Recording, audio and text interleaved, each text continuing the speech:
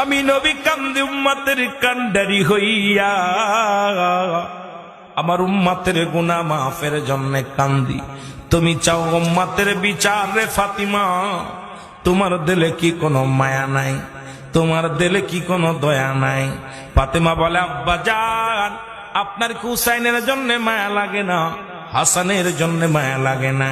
আমার নবী কয় না, আমি কান্দি আমার উম্মতের মায়ায়, আল্লাহ যেন আমার উম্মতের মাফ করে দেয়। জোরে জোরে চিল্লা বলা যাবে না মারহাবা।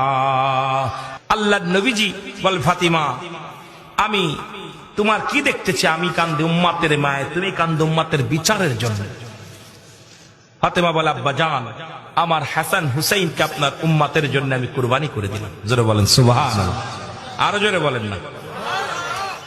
আলোচনা, ফাতেমা মাপ যখন করে দিবে, রাসূল পাক সাল্লাল্লাহু আলাইহি সাল্লামের কাছে একদল উম্মতিরা দৌড়ে যাবে, ইয়া রাসূলুল্লাহ, ইয়া হাবিবাল্লাহ, আমাদেরকে আপনি দয়া করেন, আমরা বড় বিপদে আছি, পেরেশানিত আছি।